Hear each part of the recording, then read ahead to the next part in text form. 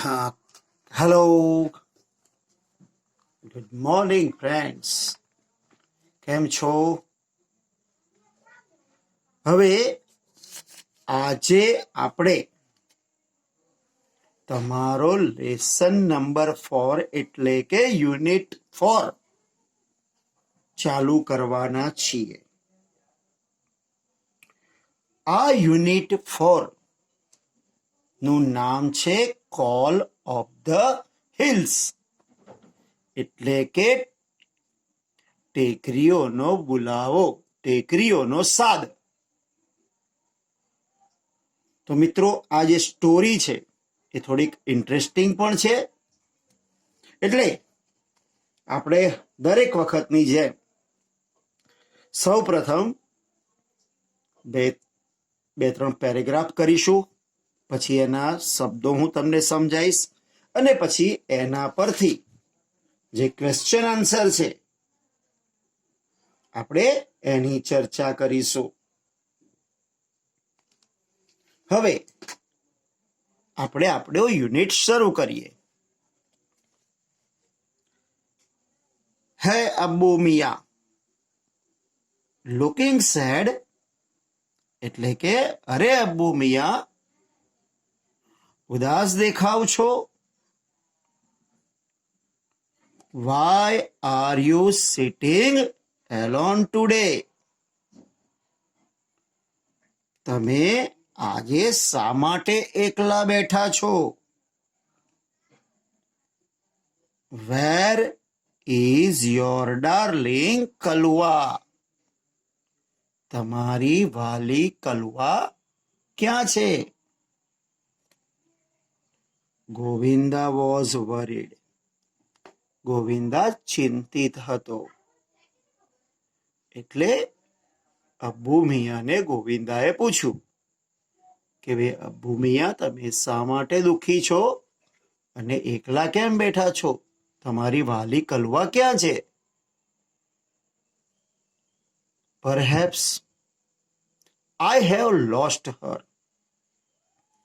કદાચ મેં એને ગુમાવી દીધી છે. I have seen her footprints, મેં એના પગના નિશાન જોયા છે.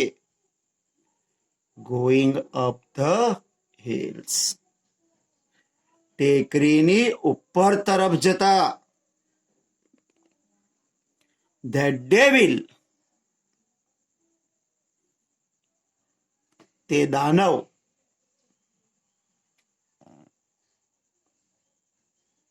Must have killed her, એટલે કે તે શૈતાન, ડેવિલ નો મતલબ થાય શૈતાન કે દાનવ. તો એ દાનવે કદાચ એને મારી નાખી છે.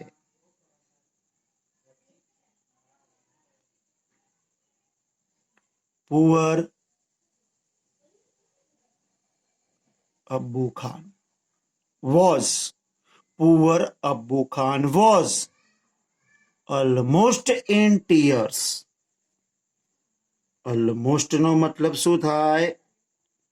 લગભગ, બરાબર, મોટે ભાગે. હવે પુઅર એટલે બિચારા, તો બિચારા અબ્બુ ખાન લગભગ રડી પડવામાં જ હતા. He could not understand,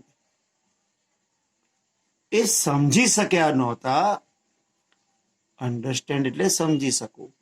Y Kalua broke the string, broke એટલે તોડ્યું અને સ્ટ્રિંગ એટલે દોરી.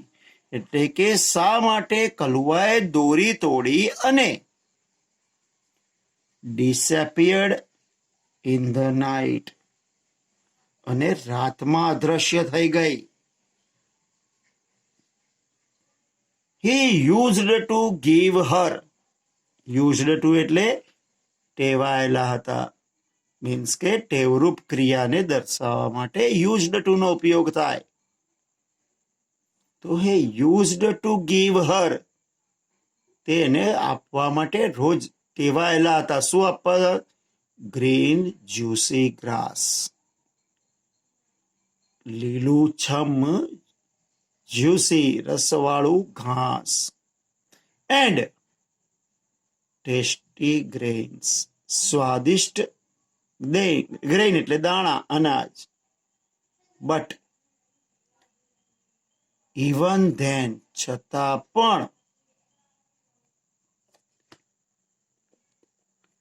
his only family member, family member એટલે કુટુંબનો સભ્ય, એની એકમાત્ર જે કુટુંબનો સભ્ય હતો કોણ? કલવા.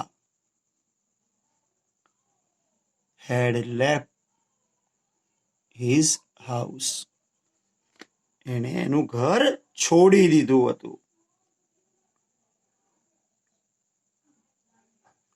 after some days, થોડા દિવસ પછી,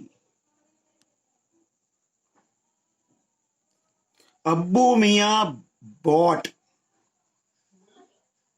another goat, another એટલે બીજું. થોડા દિવસ પછી અબ્બુ મિયા બીજી બકરી ખરીદીને લાવ્યા.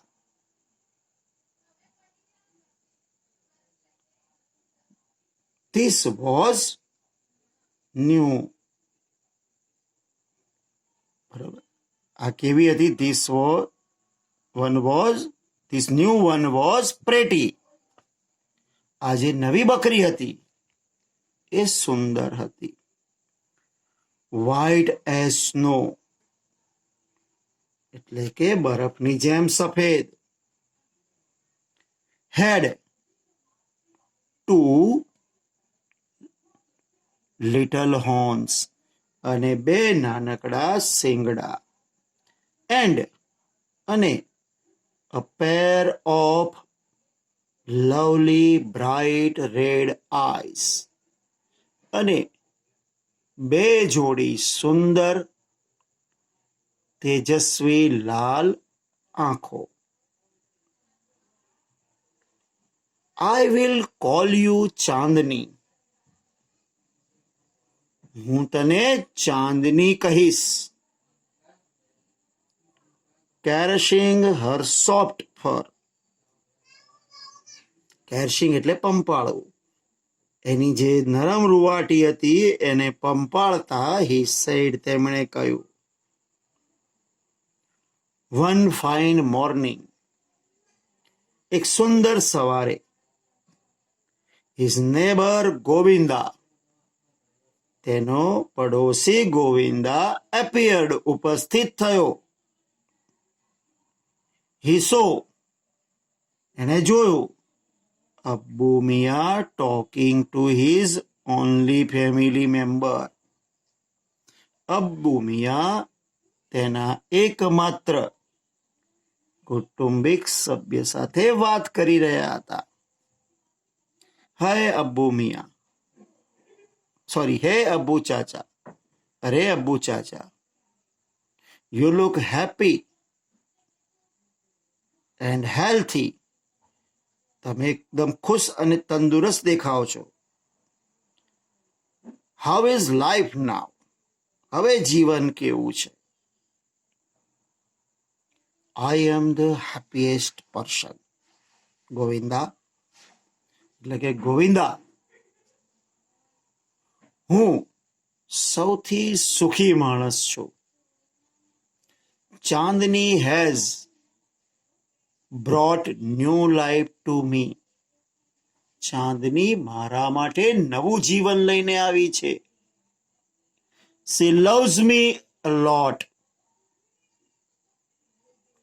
એ મને ખૂબ જ ચાહે છે. and even I can't live without her,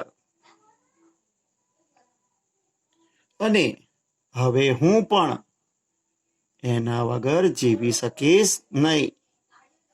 Abbu Chacha was beaming with joy, beaming એટલે મુસ્કરાવું.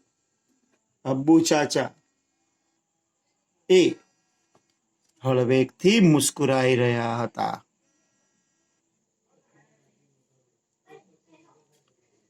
બટ પણ what were you telling Har?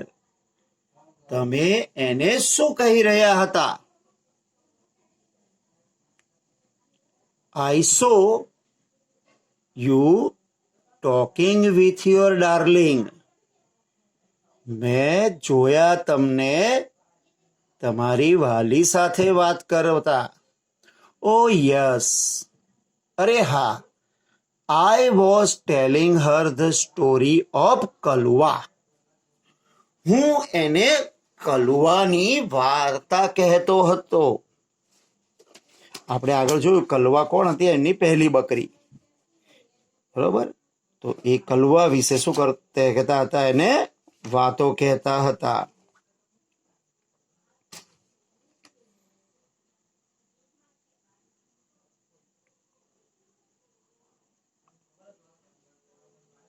Kalua's sad end at the bloodthirsty threat of that devil on the hill. અને કોની વાર્તા હતી એ? bloodthirsty teeth of that devil on the hill, એટલે કે ટેકરી પરના શેતાનના લોહી તરસ્યા દાંતોથી જે કલુઆનો અંત આવ્યો હતો એની વાર્તા કહેતા હતા. અબ્બુ મિયા રિપ્લાઇડ. અબ્બુ મિયાએ જવાબ આપ્યો, but my dear Chandni will never leave me. પણ મારી વાલી ચાંદની મને છોડશે નહીં. She is so understanding and happy with me. તે ખૂબ જ સમજુ અને મારી સાથે ખુશ છે. He added, એમણે ઉમેર્યું. ગોવિંદા said, ગોવિંદાએ કહ્યું, અબ્બુ ચાચા, I am delighted to see you like this. હું તમને આવી રીતે જોઈને ખૂબ જ આનંદિત થયો છું. આઈ એમ શ્યોર, મને ખાતરી છે કે Chandni will accompany you till your last breath. કે ચાંદની, એ કંપની એટલે સાથ આપવો, કે ચાંદની તમને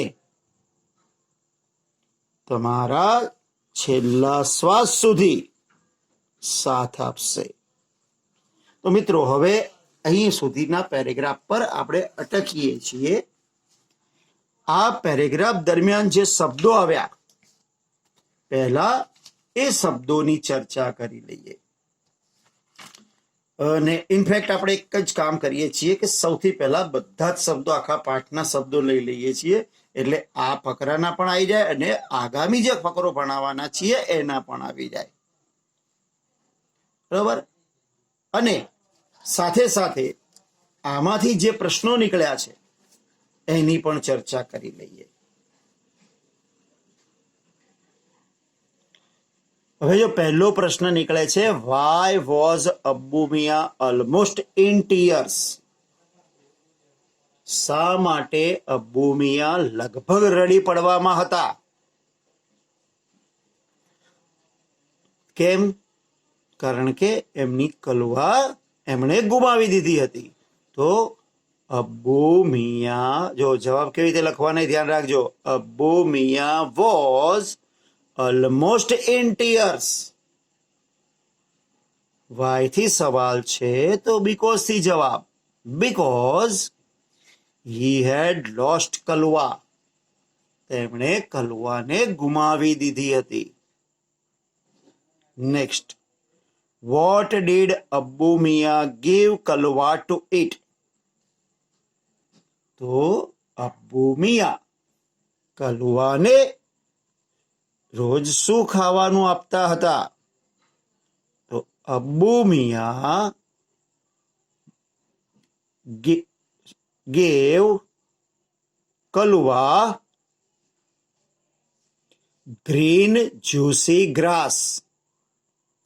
લીલું રસાળ ઘાસ and tasty grains to eat. અને સ્વાદિષ્ટ અનાજના દાણા. According to Abu Mia, who killed Kalwa? તો અબ્બુ મિયાના મુજબ કલુઆને કોણે મારી નાખી હતી? તો એકોર્ડિંગ ટુ અબ્બુ મિયાના મતે ધ ડેવિલ કૌંસમાં વુલ્ફ કિલ્ડ કલુઆ, પેલા વરુ શૈતાન જે હતું એણે કલુઆને મારી નાખ્યું હતું. Next, right 2 or 3 sentences about Chandni. હવે ચાંદની વિશે 2 થી 3 વાક્યો લખો. તો Chandni was a new pretty goat. Chandni એક નવી સુંદર બકરી હતી. She was white as snow. તે બરફ જેવી સફેદ હતી. She had 2 little horns. તેને 2 નાનકડા શિંગડા and a pair of bright red eyes. અને ચમકતી 2 લાલ આંખો હતી. Question 5. Who was brought new life to Abu Mia? Abbu Miya માટે નવું જીવન કોણ લાવ્યું હતું? તો ચાંદની અ ન્યૂ ગોટ, એ જે ચાંદની હતી એક નવી બકરી, brought new life to Abbu Miya, એ અબ્બુ મિયા માટે શું લાવી હતી? નવું જીવન લાવી હતી. What was Abu Mia telling ચાંદની? અબ્બુ મિયા ચાંદનીને શું કહી રહ્યા હતા? તો અબ્બુ મિયા was telling Chandni the story of Kalwa's sad end. એ અબ્બુ મિયા ચાંદનીને વાર્તા કહી રહ્યા હતા કલવાના દુઃખદ અંતની. He was telling her about the devil on the hill. તે એને ટેકરી પરના શૈતાનની વાત કરી રહ્યા હતા. તો મિત્રો, આપણે જેટલું ચલાવ્યું છે એમાંથી આ 6 ક્વેશ્ચન નીકળે છે. બાકીના જે ક્વેશ્ચન્સ છે એ જેમ આપણે આગળ ચાલશે એમ એની ચર્ચા કરીશું. હવે હું આપને આના જે વર્ડ્સ છે એ વર્ડ્સ બતાવી દઉં છું.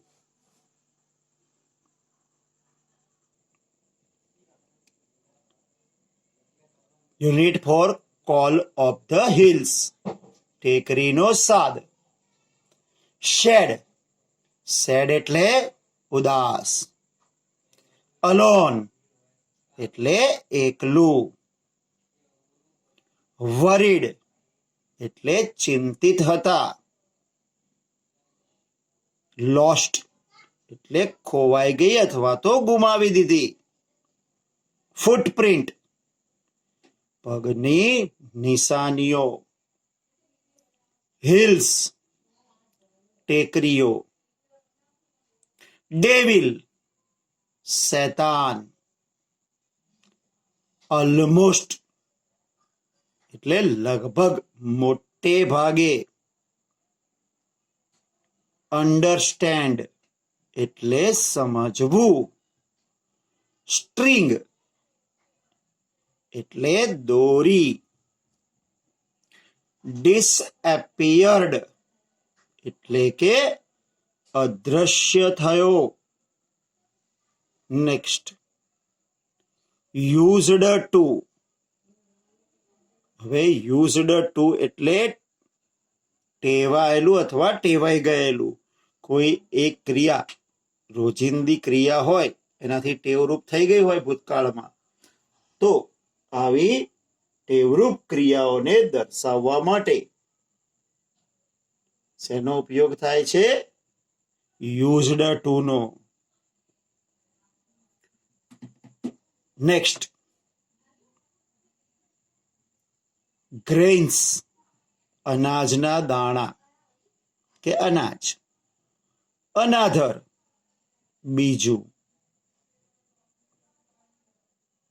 પ્રેટી, સુંદર. હોર્ન્સ એટલે સિંગડા. કેર્શિંગ એટલે પ્રેમથી પંપાળવું. ફર, ફર એટલે રૂંવાટી. અપિયર્ડ એટલે ઉપસ્થિત થયો.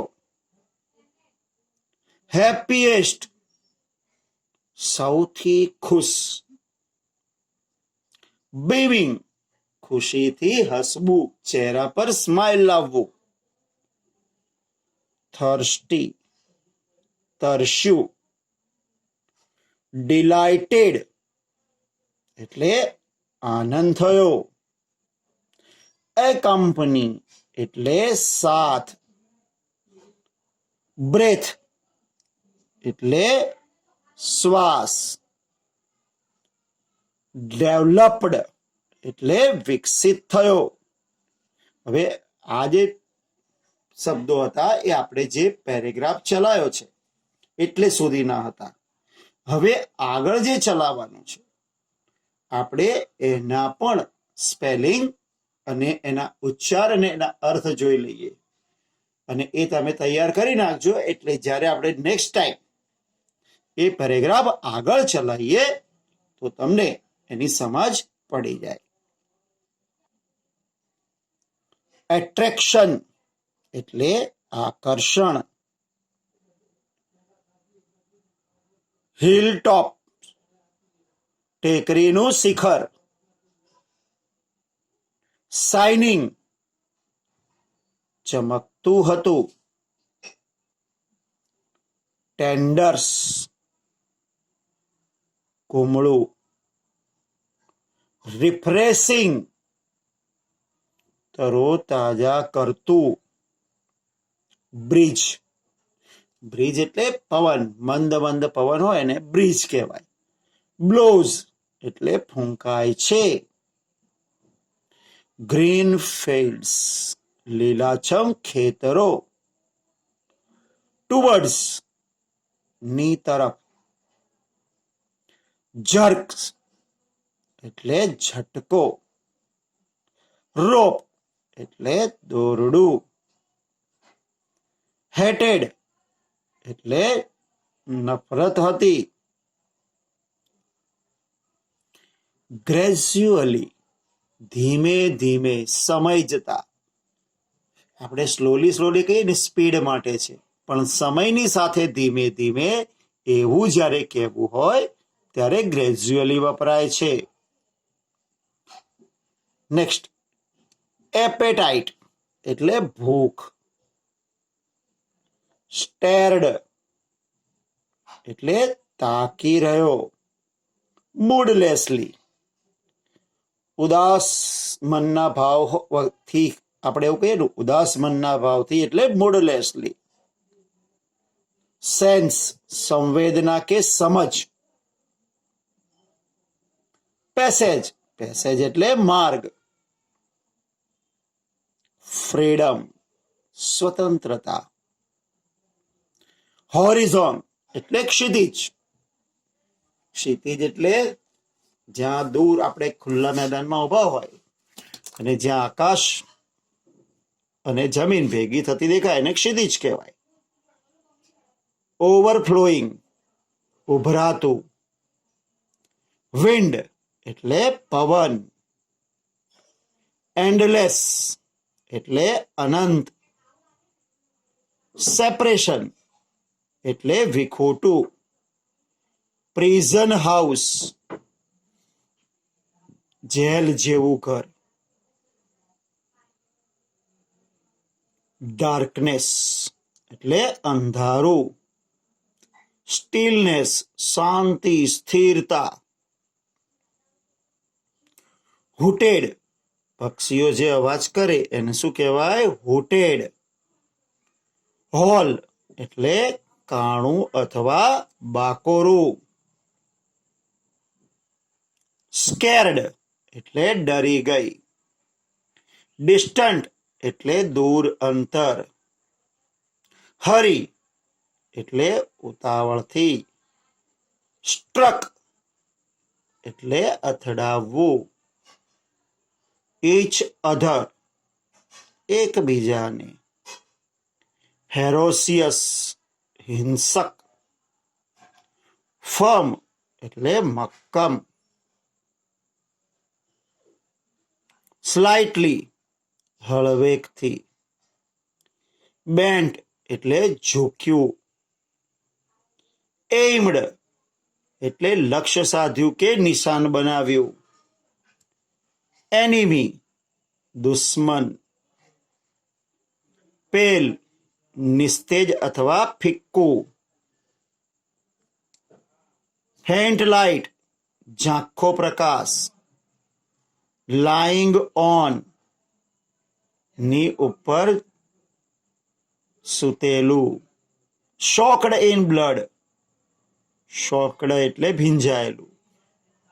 તો લોહીથી ભીંજાયેલું મીન્સ લોહીથી લથપથ. ડેવ્યોર ભૂખથી કે સ્વાદથી ખાવું. ફ્લોક ઓફ બર્ડ્સ પક્ષીઓનું ટોળું.